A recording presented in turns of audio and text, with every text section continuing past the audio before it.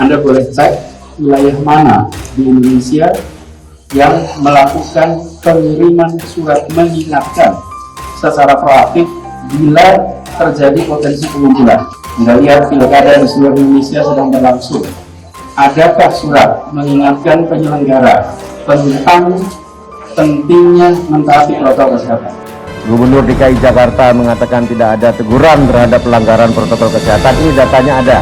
Aceh dan DKI Jakarta tidak ikut pilkada, ya, sehingga data-data ini memang tidak kita paparkan di hadapannya Gubernur Aceh dan DKI, tetapi yang lain itu kita paparkan dan kita evaluasi tiap minggu, 2 minggu, dan per bulan. Saya ingin tegaskan bahwa keselamatan rakyat adalah hukum tertinggi, dan pada masa pandemi ini telah kita putuskan pembatasan sosial, termasuk di dalamnya adalah pembubaran kerumunan. Dengan mengamati pelaksanaan Pilkada serentak 2020, jika ada pembiaran kerumunan oleh pemerintah, maka reuni 212 tahun 2020 akan tetap digelar di waktu yang tepat. Jadi kalau masih ada kejadian-kejadian orang yang mau meminta izin keramaian, Polri tidak akan mengeluarkan itu. Kita bisa saksikan di berbagai tempat ada aktivitas kerumunan. Apakah kemudian dilakukan tindakan? Jakarta memilih untuk melakukan tindakan. Yang nanya ini orangnya punya jabatan tinggi. Saya tanya, Bapak bikin pilkada nggak? Oh ada. Kalau Bapak bikin pilkada, saya bikin reuni. Besar kan?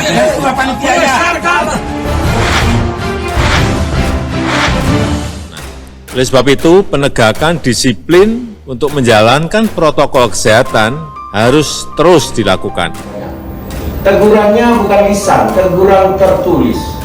Ada 82 daerah setelah kemudian dimonitor setiap minggu, ya, setiap bulan, setiap 2 minggu, setiap bulan dipimpin oleh Menko Polhukam. Setiap 2 minggu dipimpin oleh Mendagri, kemudian 1 minggu sekali kami yang memimpin. Ketika kita mendengar kabar ada sebuah kegiatan, maka secara proaktif mengingatkan tentang ketentuan yang ada. Kalau perlu menegur kepala daerah, baik gubernur, bupati, wali kota, untuk bisa memberikan contoh-contoh yang baik pada masyarakat. Jangan malah ikut berkerumun. Saja Pak Presiden kemudian memerintahkan, tolong ingatkan semua kembali kepala daerah bahwa usaha yang kita lakukan, korban yang berjatuhan dari tenaga kesehatan, dari aparat, dari masyarakat, ini jangan sampai terulang kembali, kita restart lagi. Kalau masih ada pihak-pihak yang mengumpulkan orang, pimpinan sudah jelas memerintahkan untuk segera membubarkan. Kalau Bapak menghargai nggak bikin pilkada, kita juga menghargai nggak bikin reuni. Tapi karena Bapak udah putuskan bikin pilkada, kita bikin reuni bahkan lebih gede dari pilkada Bapak. Takbir! Takbir! Ya, kalau ada pihak-pihak, orang-orang yang tidak jelas, kemudian menyatakan, melakukan pengancaman dengan dalih adanya kerumunan-kerumunan, ya.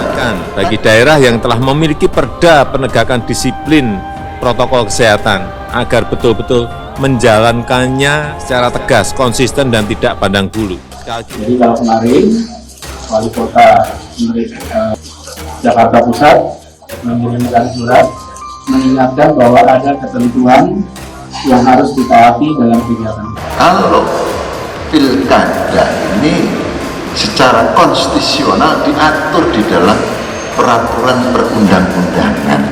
Untuk itu saya minta pada Kapolri, Panglima TNI, Ketua Satgas Penanganan COVID untuk menindak secara tegas jika ada yang melanggar pembatasan sosial tersebut berdasarkan peraturan yang ada.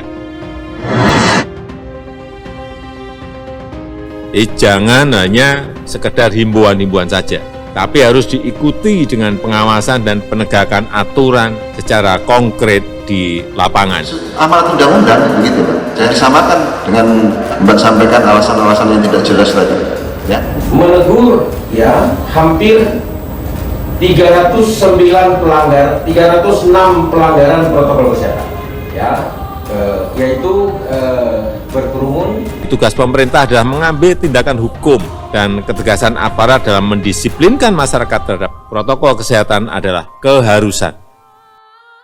Kerumunan massa yang dilakukan FPI di Jakarta mulai diselidiki pihak kepolisian. Pemanggilan saksi dari pihak FPI dan juga pemanggilan Gubernur DKI Jakarta sudah dilakukan.